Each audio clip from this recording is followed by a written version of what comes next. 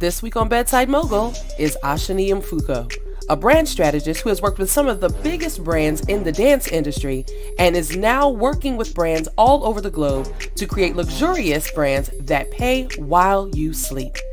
Tune in to learn how to build your creative brand in just 7 steps only on Bedside Mogul. Bedside Mogul with your girl Tamika Hall here. I'm really excited because this week our bite-sized masterclass is all about branding. We're going to be giving you some tips. I get to pick the brain of the brand strategist herself. We're going to be picking her brain and finding out 7 things that you can begin to do and implement right now in your business. So we're going to be talking to Miss Ashani Mfuko. She is beautiful. So excited to have you on here. How you doing, Muffin? I am doing great. I am feeling good. I am blessed. I have no complaints, and I'm happy to be here with all of you. So Tamika, thank you for having me. I was on your radio show, I think, last year. And so I was excited to come back on and be able to connect with you on Instagram. And I'm excited for everybody that's here. So, hey, y'all. Hey. I think what I love about social media, and this is actually, it's going to feed right into what we're saying, is about the fact that you really can use social media to not only connect and make great networking, great, just friendships. And I felt like we were friends before we ever even spoke.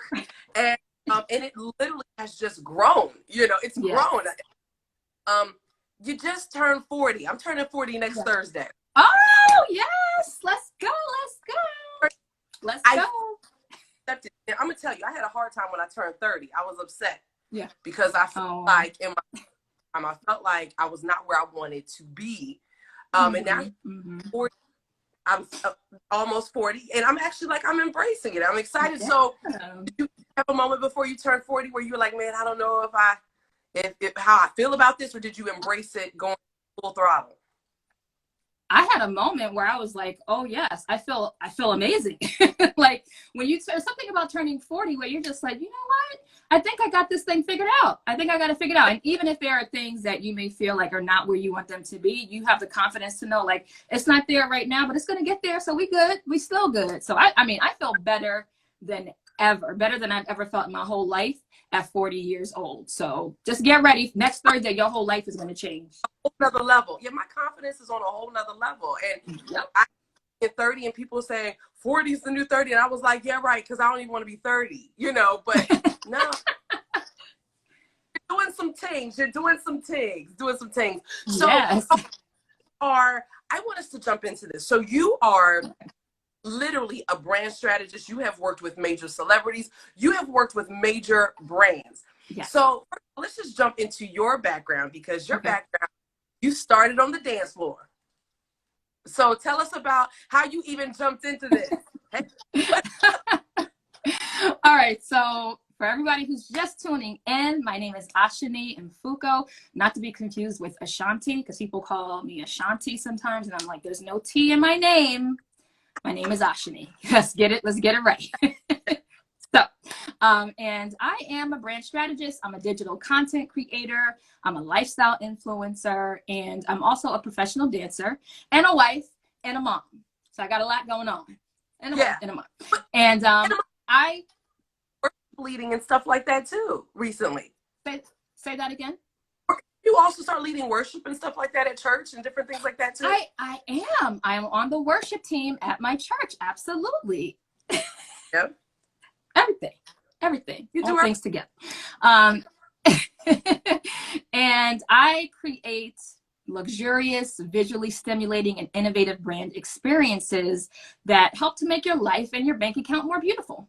Point blank, period. So that's what I do. I work with, large corporations, small businesses, nonprofit organizations. And essentially, I work in the framework of being a strategist, a teacher, and also like a creator, right? So that's why I said I'm a digital content creator. If you look at my videos on Instagram or YouTube or Facebook, anywhere, you see that content creation is my thing. So yes. So those that are just kind of tuning in, we've been hearing brand. Brand has been kind of like that new buzzword for the past couple of years. And I feel like people now use it so much, it's really lost its potency. So talk to us, what is a brand and why is it even important for us to even care? Okay, right? Because we need to care. We need to care about our brand. Basically, you need to know what the brand is that you want to create and what it represents for you. So that can be everything from the visual aspect of your brand, the colors, your logo and all of that type of thing, because certain colors and certain types of fonts and things can translate into a certain type of response or reaction to people. So there's the visual aspect of it. And then there's the most important aspect of it, which is the experience that you provide for the people that pay you, right? Your clients, your customers, your students. So your brand isn't just what people see online, whether it's on your website or with your, whatever your materials are with your logo and your color scheme and your fonts, but it's also about the experience. It's what people feel when they think about your brand. What words come to mind? What adjectives come to mind? What type of experience do they have? And then how does that differentiate from other brands that they connect with and that they have experiences with? So I think it's not only what we see, because sometimes we think brand, we think, oh, okay, well, it's this visual, it's this thing that we see, but it's also about an experience that we have. So when you think of certain places, like if you think of McDonald's, there's a certain type of feeling or certain words that come to mind when you hear the word McDonald's. If you think about Red Lobster, there are certain visuals and, feelings and all of these things that come to mind when you think about Red Lobster. Am I making you hungry, Tamika? Yeah. I'm sorry. I was thinking about those.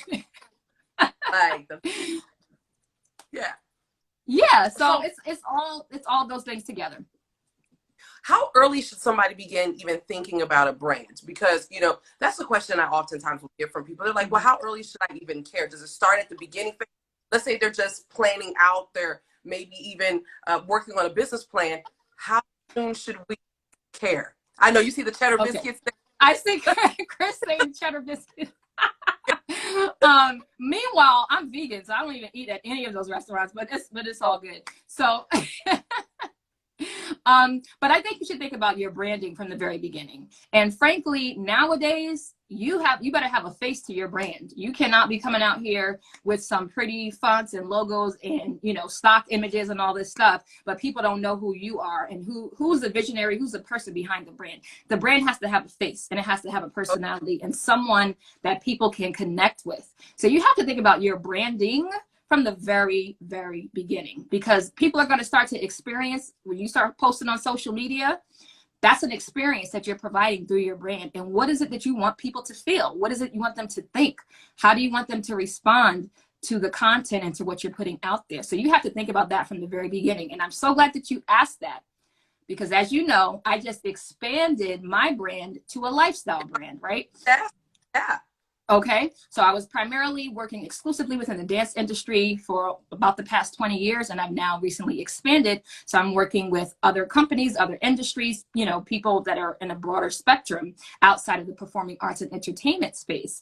And from the very beginning, I sat down and I started writing down adjectives. I started writing down words to describe my brand and what my brand represents and what my brand is all about. And that's where I started, because everything that I do from there, that I build on top of that, it starts right there. What do I want people to feel when they see me, when they experience my brand, when they see my content online? It has to start there. So that's from the foundation. You got to think about, what do I want my brand to represent?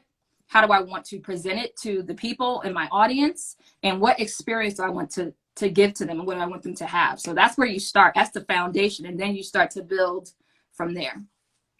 Now, here's the thing. What I think was just really poignant about the fact that you did, in essence, you didn't necessarily rebrand, but like you said, you expanded, and we actually kind of saw the of that. I always say that a brand is its own breathing, living entity, and it will shift. What was the catalyst deciding to shift and expand your brand?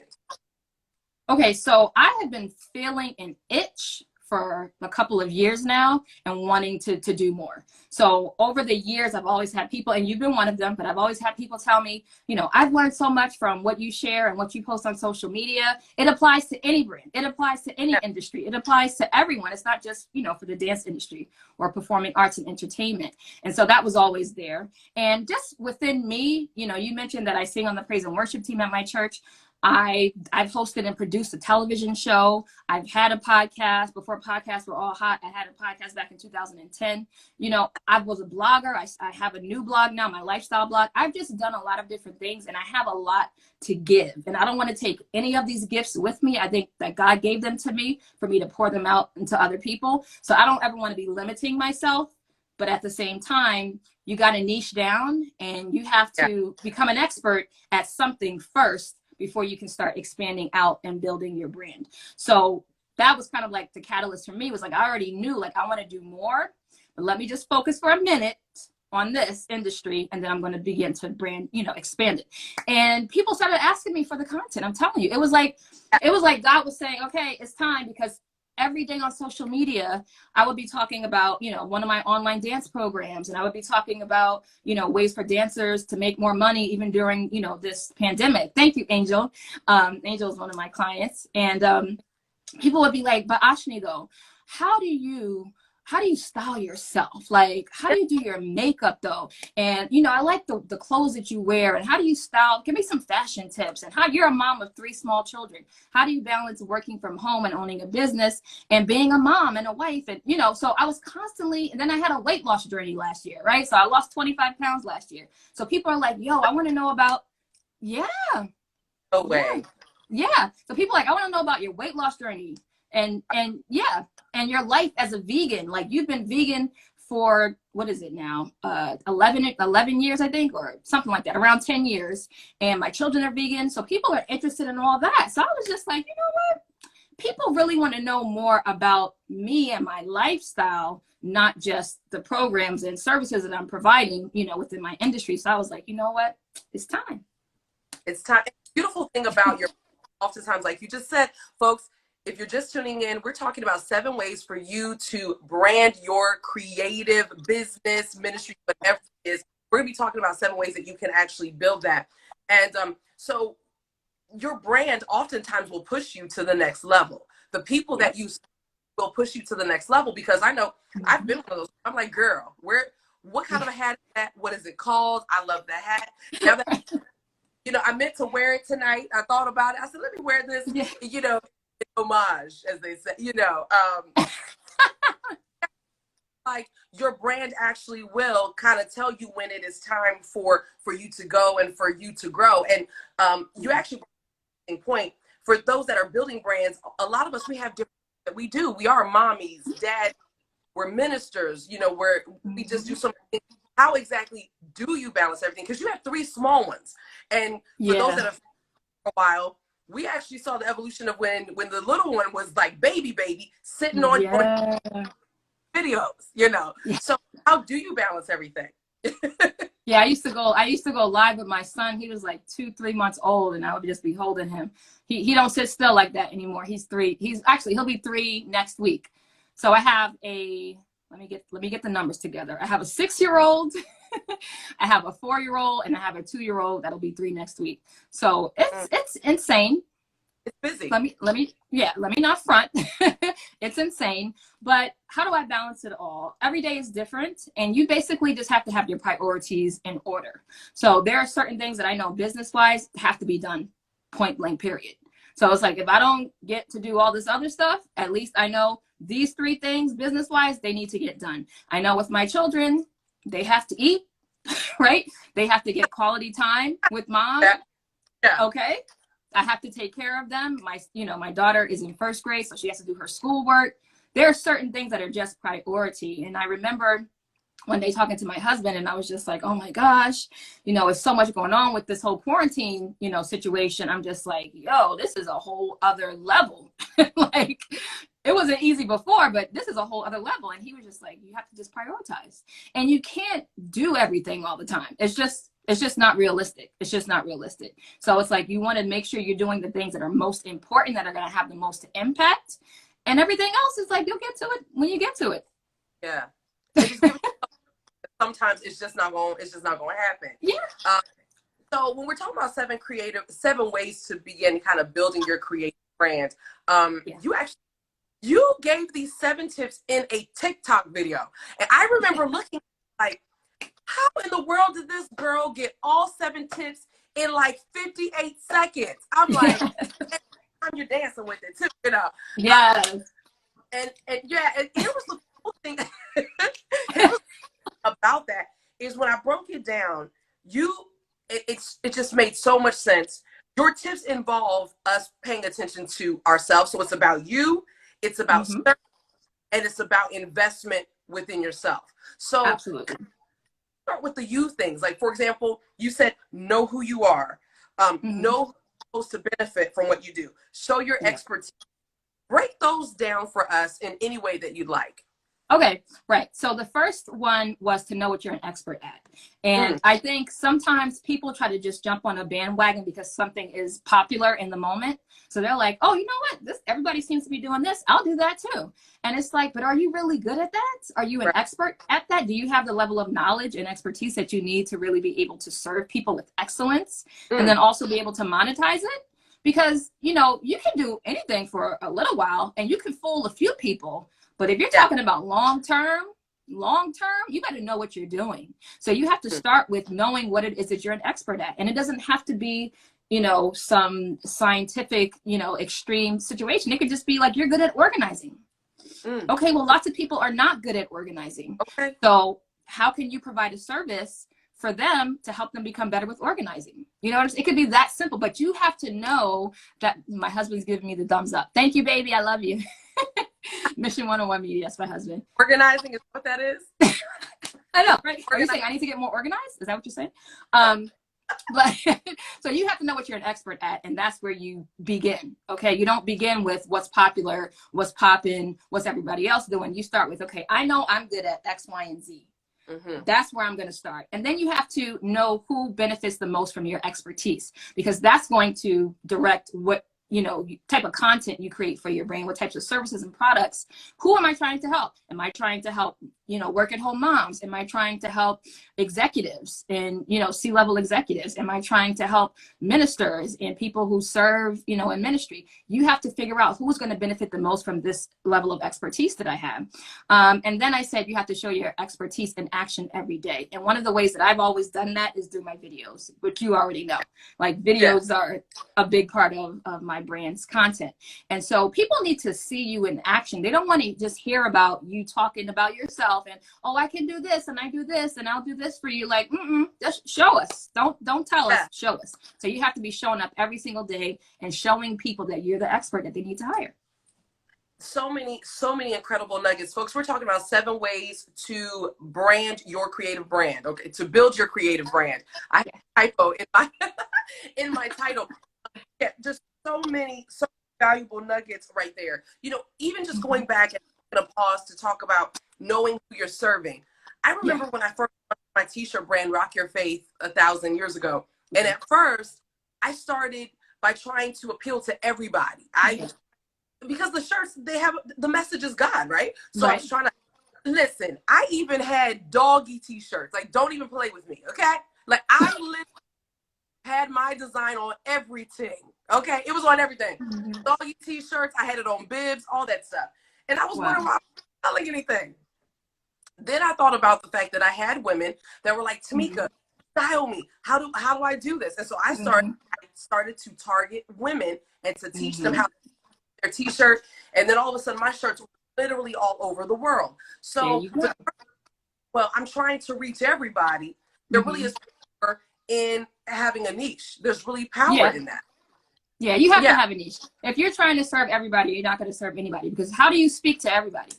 We all speak different languages, and in a sense. I'm not talking about actual languages, but I mean, the way I would talk to dancers is not necessarily the same way that I would be talking to executives, right? In corporate America.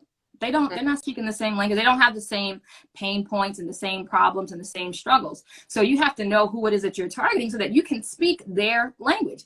A mom who has a baby or a toddler, you speak to them in a different way that you speak to a mom that has a teenager. They're in 2 different places, 2 different worlds. So that's why you have to niche down and be like, okay, well, who am I trying to serve? So I can speak their language and they can hear or see my content and feel like, oh my gosh, she is talking to me. Yeah, and let's be honest, another thing to even just take that further is with speaking different languages. For example, when you're a dancer, they're going to understand exactly what you're saying about a specific thing. If you're spending time trying to educate people about what you do and why what you're doing is important, then number one, you've lost valuable, productive time, and you've lost some coins, right? Absolutely.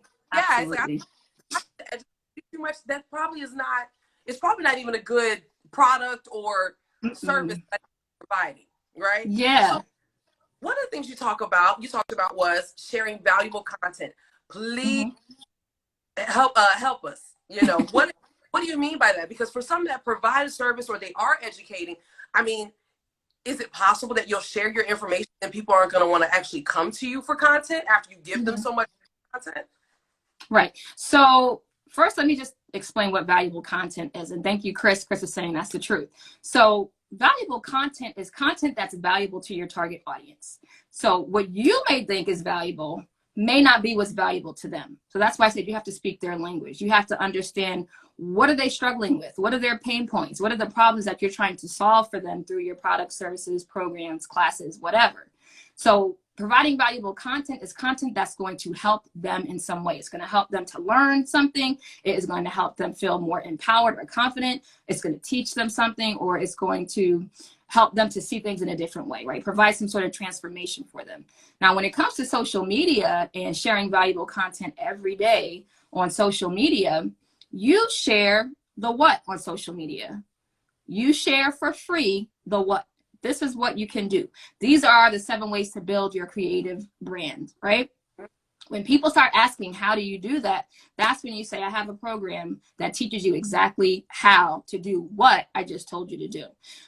For people who may do free discovery calls, which I don't do any free calls, but some people do free discovery calls. When you get on a discovery call with someone, you're listening primarily, and then you may tell them one thing. This is what you should do in order to move closer to your goal, in order to overcome this challenge, whatever it is.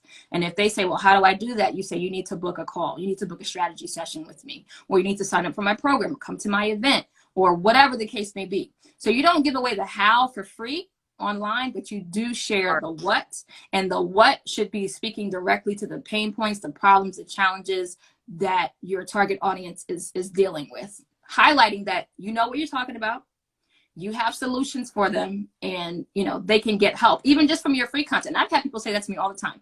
Like, I only see your free stuff, and you have like literally changed my life. Like, I have done so many things that I never even knew or thought about doing just because I watch your videos on social media. So it's possible, but you have to differentiate between what are you giving away for free and what do people need to pay for. Well, honestly, like that right there was probably like a $1,500 nugget. Is actually breaking out legitimately, because a lot of times you do have a lot of gurus that are saying, well, you got to give content, give good content. Well, how do you break that down? And it makes so, when you just said you give the what, right? Writing a book is going to help you build your brand, but I'm not going to tell you how that's going to do that. Right. That it will do that, right? Yeah. That is good stuff. And then you actually kind of go into you went into your next point, which is create something profitable. Yep. The content that you're creating. Was there anything else that you wanted to add to that? Just because I don't know if people kind of zoned in on that, because that's the big thing, folks. When we build our brands, ultimately we're building our brands because we want to leave a legacy for our children. We want to have money in the bank.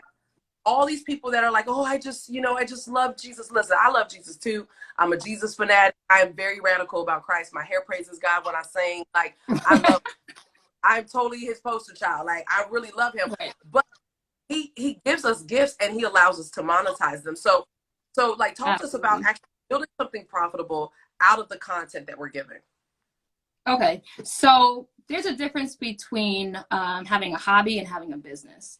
And if you don't offer any sort of paid products, programs, services, something, then you have a hobby. So you can share all the valuable content you want to share online. Where are you sending people? And then you have to think about, what's the next step for them? So you can take them this far. And I tell people this on social media all the time. I can take you this far for free on social media. If you want to go beyond that, you have to make an investment, because that's really where the real transformation happens, right? It's when you take that next step and you say, okay, I'm going to invest now because, okay, she got me here and this content was on point and that was really helpful and that was really valuable, but I need more. And it's like, well, I created a program to give you more because I know you're going to need more, right? I can only take you but so far for free on social media. So the whole point of having paid programs and services and products and events and classes is because, number one, you're running a business. It's not a hobby. And number two, your target audience needs that direction. They need more. Like, if you give them the what on social media, then they're going to say, well, how? And you say, I'm going to break down how to do that in this webinar, in this class, at this event, in my online program, whatever the case may be. So it's allowing you to give more of yourself, but because you're not just providing value, you understand that you also have value. You don't give everything away for free, because then that means you don't value yourself, right? So people need to be in a position to say, okay, it's time for me to go to the next level. I need to invest in order to get to my next level. And that really takes us to point number 7, even though we didn't talk about point number 6 yet. But you have to be willing to invest in yourself if you want to get to that next level as well. So you can show people how to do that on their end, and then you live by example and you let them know, hey, I'm investing in myself too. I'm paying for programs and coaching and all this stuff as well. I'm not just saying that you should be doing that. I'm doing the same exact thing. So yeah, hobby, business. I love it. Montgomery, and I'm sure that you know who Montgomery is. So Tiffany Montgomery actually a post in her stories, and I saw it this morning, and it says something like, because I got my pen and paper ready too. She said, even though it might take me 30 minutes to do something, what for is the fact that it took me 10 years to learn how to do it in 30 minutes. And so when you were talking about the fact that, you know, at some point we got to say to people, listen, okay, you're going to have to invest in this. When were you able to not be fearful or nervous to talk about money when it came to your brand? I think we all go through that at some point. Right. Well, so I started my first business, which was an online business, back in 2007.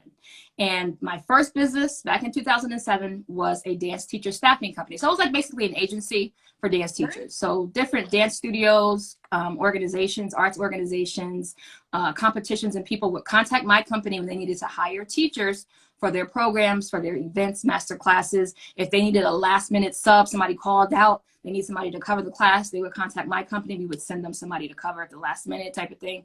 So that was my first online business. And I think, I didn't really struggle with that so much, even though my business evolved into like a marketing and branding company after that. But for a couple of reasons. One, I was raised by a father who taught me to value myself, value my time, and to not to feel comfortable about asking for what I wanted when it came to money. When it came to money and working, he would always tell me, ask for what you want, because you're going to have to do the work anyway. So you might as well get paid what you want to get paid, because a lot of times you're going to end up doing more work than you anticipated. And if you didn't ask for what you really wanted, you're going to be real mad at yourself. You're going to be real bitter because you're like, I'm doing all this work and I'm not even making any money, you know? So I kind of grew up with that mindset. Then I read, you know, books like Rich Dad, Poor Dad by Robert Kiyosaki, you know, Think and Grow Rich, Women and Money by Susie Orman. You know, I had a lot of things already within me before I started my first business. So once I started my business, it was just like, yeah, this is a lot of freaking work to provide this service. So yes, you have to pay. This is what it is. This is how it's set up. And that's just, you know, so I never really struggle with that, which is, I think, one of the reasons why I'm able to coach a lot of my clients through that process, because for me, it's very common sense. It's very natural. It's just like, oh, okay. So people, let's say on Instagram, for example, and I'm sure everybody watching this has experienced this on some level. Somebody will DM you and be like, oh my gosh, I just saw your video. That was so helpful. That was so, that was so awesome. You know, do you have any, you know, more information or resources that I can get access to that can help you? And then, you know, on Instagram in the DM, I have my messages saved. I already have my stuff saved. So I can just tap on one of the options and boom, it automatically sends the person, here you can sign up for this program. Here you can book a discovery call. Here you can do whatever. And I'm ready. It's like, so you got the free information. Now you're wanting more. That means that now you're ready to make an investment.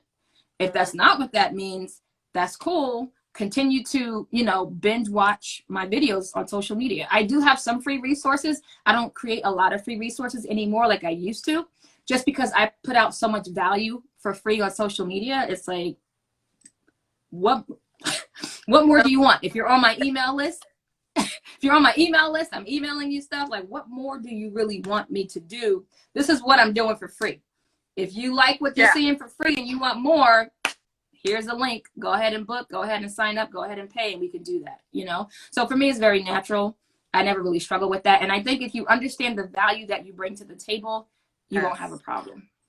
And that really takes, and honestly, that even goes back to what this is all about in terms of really thinking your brand all the way through. Because if you recognize the value that you're putting out, you know, I used to, what I do for my publishing company, you know, I used to publish books for $275 for the whole entire package, the whole thing. Like, that's me designing it, the interior, designing the book cover, loading it, maximizing its visibility. Yes, and then a couple years ago, what I do, and thank God for the Holy Spirit. Holy Spirit was like, because you're not charging what you're worth. So I literally want to really sit down and say, well, this is actually what I do. I was minimizing what I offer. But I'm like, no, I actually know how to maximize the way a person's book is listed so that I know they're going to hit the bestseller list. I'm like, that's a skill that everybody doesn't have. And then I had to be okay with the fact that some people were going to say no. Okay, I'm busy anyway. You know, I mean, that's where you might feel like what I charge is too much, and if that's then I'm not for you then, and I'm okay with it. You got to be okay with possibly receiving a no. It's okay. You can't be for everybody.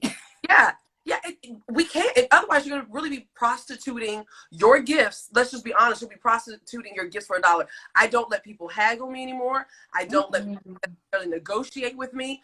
The only is if you're coming to me with 4 different book products, all right, I'm going to give you but negotiate me down to $275. And I remember I actually had a client one time that was like, well, when I came to you before, it was $275. But you came to me 4 years ago. I had to tell her.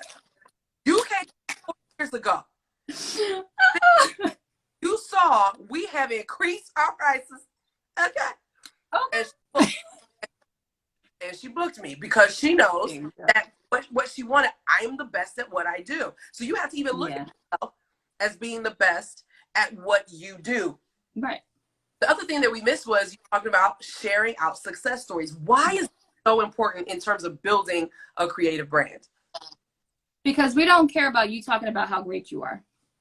We don't care about that. That's nice. I'm glad you have self-confidence. I'm glad you believe in yourself. Can I hear from some other people who have worked with you, who have paid you, who have gone through your programs, who have experienced your work, you know, whatever transformation that you're claiming that you provide? Can I hear from other people what their experience was like? Because then that makes me say, oh, okay, it's just not him saying it, it's just not her saying it, but they have receipts. They have people going around providing testimonials. And that's why one of my favorite ways to get testimonials from my clients, people in my programs, etc., is video testimonials. Because that video testimonial, it hits different than just, you know, a quote on a web page. It's like you see the person, you see their mannerisms, you see their passion, you see their gratitude for the transformation that you provided for them, you know, through your work. And it really creates a more personal connection, and it builds that trust that you need in order for people to feel comfortable investing in your brand. So I think that you should, you know, on a regular basis, whether it's in your stories or on your profile or however you want to do it in your email marketing, you need to be sharing success stories from your people. Let them tell their story and their experience working with you, because that's going to carry so much more weight than you saying, my program is so amazing, my services are so amazing, it's going to be great, just go ahead and pay me and you'll see. Like, no. Under the scarf.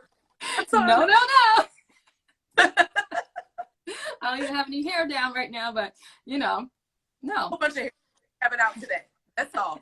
So folks, listen, we're talking about 7 ways that you can begin building your creative brand. This is the time for you to begin typing in your questions. Always takes us a second or two to be able to get them.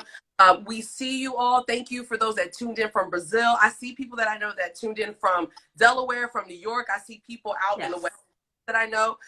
So thank you all for just tuning in literally from all over the world. So type in your questions if you have them. Ashani, talk to us about what services do you provide? Because I know somebody's on here and they're like, I need brand 911. Like it's a 911 page. So talk to us about the that you actually provide through your consulting firm. Okay, so yes, I do own a consulting firm called Ashani Mfuko Consulting Worldwide, LLC. And what I get paid the big bucks for is really strategies.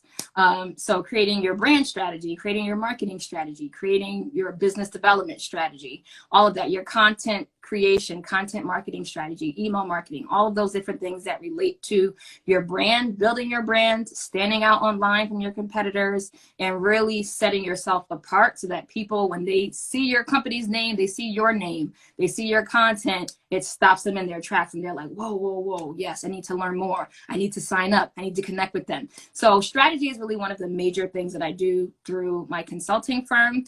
So that can come through actual consulting services, or it can come through coaching. I do discovery calls, strategy sessions. I have follow-up sessions, and then I have signature online programs as well. So one of my most popular online programs is actually called Video Mastery Academy, and it's a program where I told you videos are a huge part of my brand, and a lot of the success that I have experienced over the years from my brand and from my business has been a result of my videos. So I created a course because people used to always ask me like, well, how can I do that? How can I use videos to build my brand, to monetize, you know, to get more customers and clients?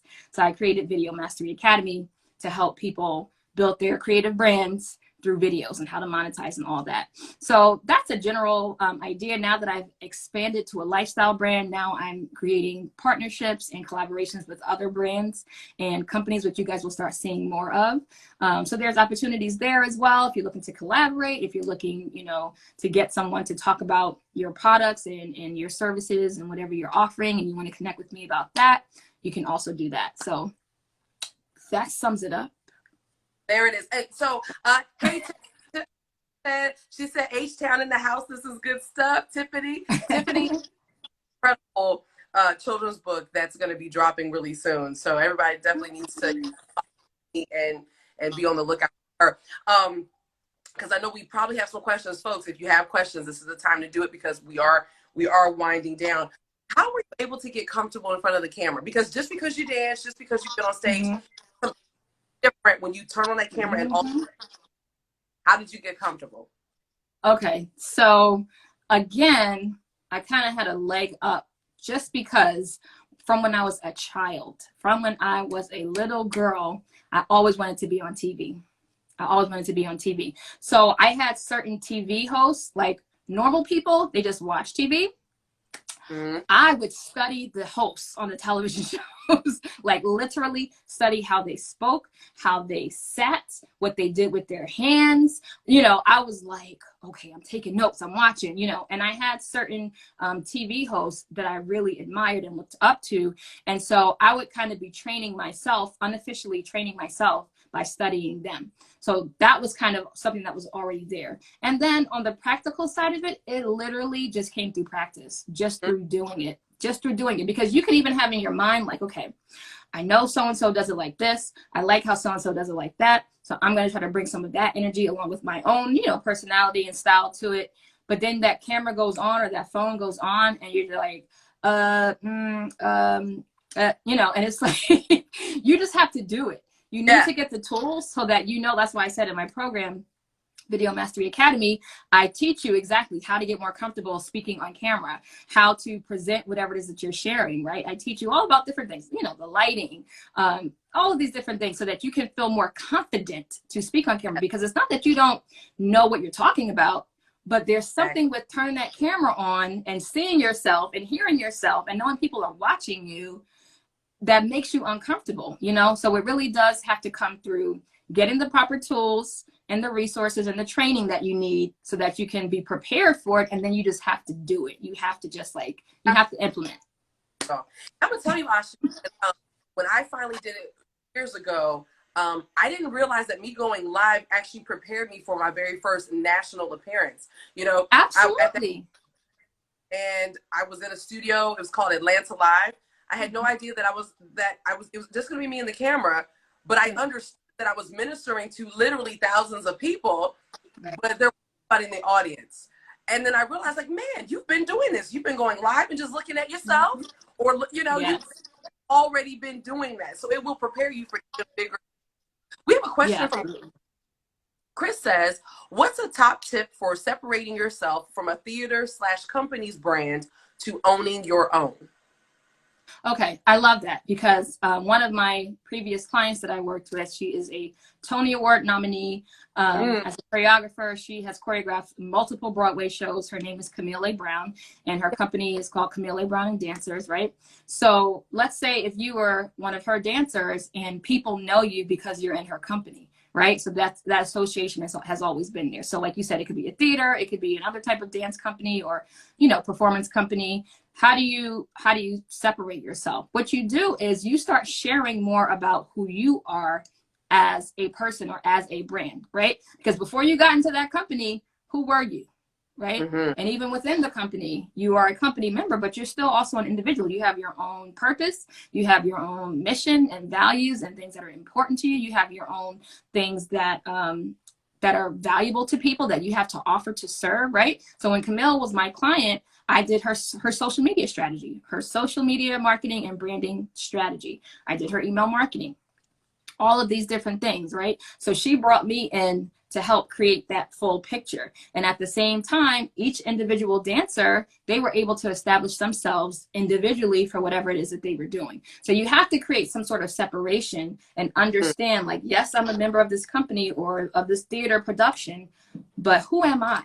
Right? Yeah. Who am I? What's important to me? What are my areas of expertise? What am I good at? What do I care about? And then you start building your content and your online presence around that so that it's separate. Yeah, that was actually what I was going to say. I've written down, you know, about content and what you're putting out for content, because the theater, they have a certain style, and even the types of they put out, all that stuff is different, but you yourself, what are you into? You know, are you only into African-American things? Are you into things that we would see more, you know, all those things make sense. You are on point, Ashani. Folks, ready to close down here. So I have a few questions that people sent to me before I came on. Yeah. Oh, that's right. So, yeah. So on point. And I promised them that I would answer during this. So, okay, so there were 3 of them. The first one was from Darlene Niara, and she said, how do you build your creative brand without feeling like you're spreading yourself too thin? Okay, because you're all over the place. You're doing this, you're doing that, right? So what I was going to say to her, and I'll say to you guys, is that you need to have a clear objective and you need to have a clear strategy for what you're doing with your brand and with your online marketing presence in general, right?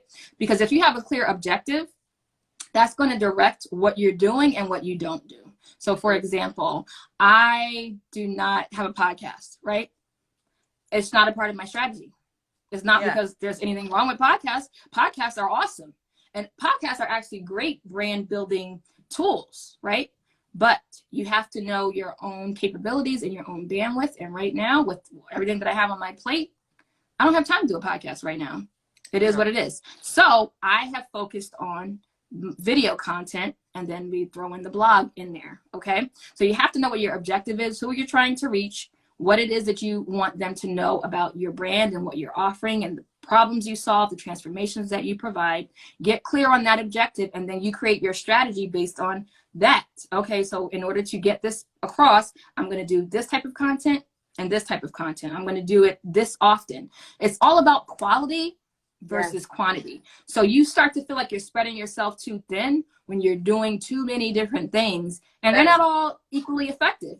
Pick the 2 things that are really making the most impact. Like, I know my videos make an impact. So I double down on that. And I focus on that primarily. I focus on my videos, my email marketing, and now my blog. And I'm going to just focus on that because I know they work, they have an impact, they convert my followers into paying customers. And that's what it comes down to.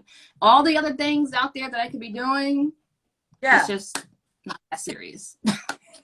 Everybody has a recipe. I love to cook. So there might be a recipe, but I never really follow it. I'll either sprinkle something else, take something out. And even though everybody says, okay, do a podcast, do this, do that, or the other, like you said, if you're spread too thin, it's not going to help you. Right. Nope. To maximize the time that you have, build what you have. If you're a mother, Listen, we are the best brand builders ever because Okay. we got to build a brand with like 2 hours of sleep, Right. hours of, time to Yeah. do it. And so you got to make the most of the time that you have. That's good stuff. Yeah. Yeah. Quality versus quantity. Okay. So the second question that I got was, where do you start? And that was from Peg at 21st Century Lifestyle. Where do you start? And what I would say is where we started with this whole conversation, right? Know what you're an expert at. That's where you start. What are you an expert at? What are you good at? What are you so good at that people will pay you to help them with that? Whether it's you providing that service for them or you helping them to learn how to do it better, right? That's where you start. And then you build out from there, because once you know, okay, I'm really good at working with kids. Okay, well, what age group of kids are you really? I'm really great at working with toddlers. Okay, so now you've gotten this down. So that means, do you need to go in the daycare route? Does that mean you need to go in a preschool route? What types of things do you need to be providing based on your level of expertise? So that's where I would say people should start. And the last question I had was how to organize payment online and making sure to charge the right price. So we touched on that earlier. Hi, Peg. I just answered your question, Peg. That's so funny. She just joined in. We talked about the pricing and all that stuff a little bit earlier, but I will just say this. When you're thinking about how much to charge, you have to take into consideration, first of all, what are the going rates in your industry? That means you have to do your research. You can't pull numbers out of the sky. It's not a good place to start. Do your research, right? Do your due diligence and research your industry to see what people are getting paid. That's not where you stop. That's where you start. After you've done your research, then you take into account, what's my level of expertise with this? What's my experience? How many years have I been doing this? What's my education and training in this? How does that impact the level of transformation that I'm able to provide, the results that I'm able to provide? And you shared that awesome quote earlier from Tiffany. Just because I can do the job in 30 minutes doesn't mean that you're paying me for the 30 minutes. You're paying me for the 15 years it took me to learn how to get this level of results within 30 minutes. That's it. Right? And then lastly, you want to think about, what is it that you want to get paid? Like, at the end of the day, if you're working for yourself, if you have your own business, what do you want to get? What do you believe your time is worth? And you can refer back to maybe when you were working at your jobs and what they were paying you and what that number equals out to per hour or whatever. But you may obviously want to make more than that, which is why you started your own thing, because you're not trying to make that kind of money. You want to make more, right? So you have to think about, well, what do I want to get paid? What do I feel like my time is worth? And you put all of those things together and you figure out what you should charge. How to organize online payments. There's so many different options for that. I can't get into that right now, but Angel, she's already a client of mine who asked the question. So it's like, book a call with me and we'll talk about getting your whole situation together. So I wanted to add, and folks are like chiming in and saying, yes. Like, this is a brilliant, all that stuff. I wanted to chime in on the expertise question, or gave for the second question that you had, by saying, let's say that you're sitting here, you're like, I don't know where to get started. And like you explained to everybody, listen, what do you know that people are willing to pay for? There might be somebody out there that's like, I don't know what people are willing to pay for. Yes, people will ask you for it. Like, for example, you already know you have good style. You've always had good style. But thank you. now you can actually monetize that way, because now you actually have women that are like, well, where did you get this from? How did you tie the wrap? Where do your classes come from? And whether you are charging brands to represent their stuff, to style them if that's where you want it to go, driving traffic, your YouTube, whatever, you can monetize. Folks, if you're trying to figure out, how do I get started? I don't know what I can do. People are going to ask you for those things. They're asking you for it. Yeah, that's another place. And thank you, Tiffany, who says so good, and Monica, who is in 2 of my online programs. Monica's On Point Boutique. She says, beautiful discussion, ladies. Thank you, thank you, thank you. So what I tell people normally is, again, it goes back to research and how you research. And you feel like, well, I don't know what I'm good at. I don't know what people would pay for, all these different things. You start asking questions. That's what you start doing. You start asking questions, and then you start paying attention and listening, because more than likely people are already asking you for help in certain areas, but maybe you're so busy giving your skills and knowledge and expertise away for free.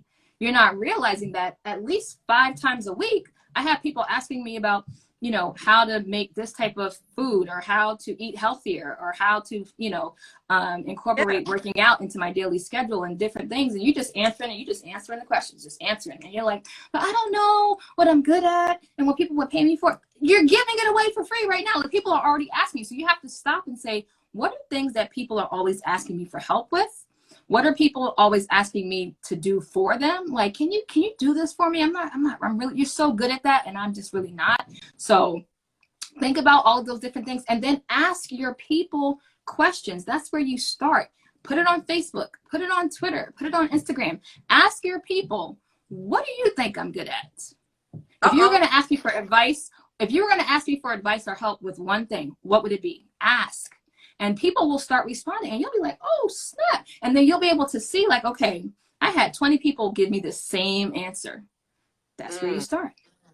That's where you start. And, you know, I'm trying to find it down before Instagram decides that they want to kick us off of here. But the one thing I really want us to go back to is the importance of investing in yourself. I mean, no one, it doesn't something, investing in yourself and getting coached is always good. I have, even though I have marketing background, publicity background, all that stuff, I've purchased your product before. Yes. And even before I went back into teaching dance, and I was like, what you talk about is good for everything.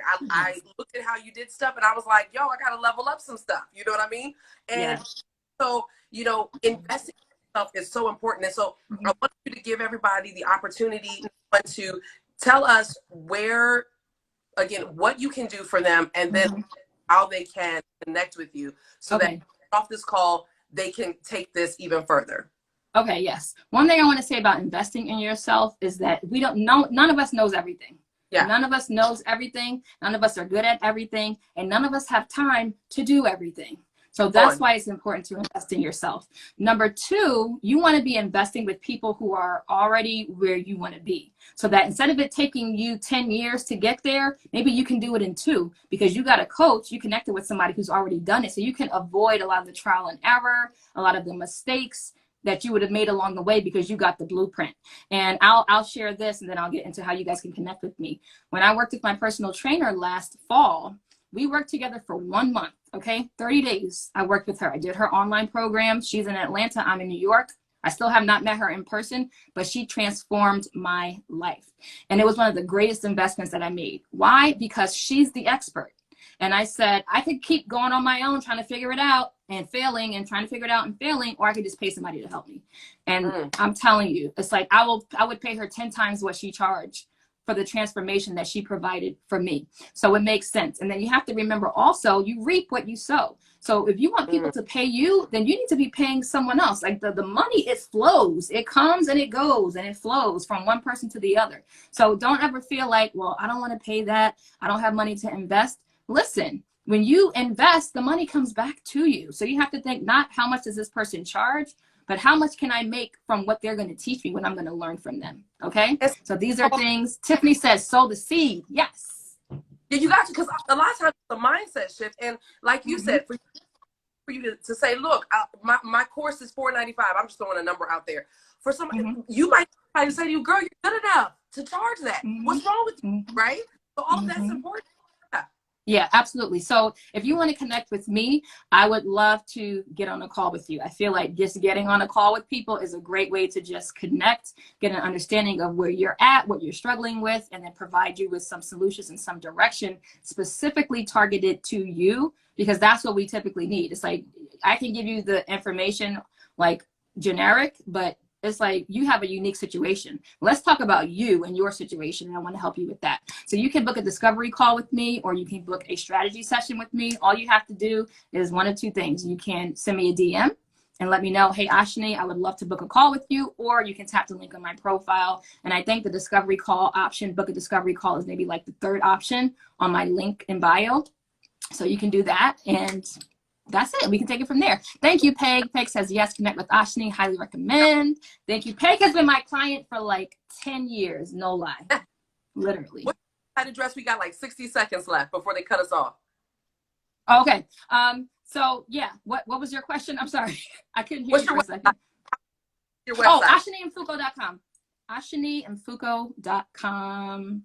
Check it out. Check it out.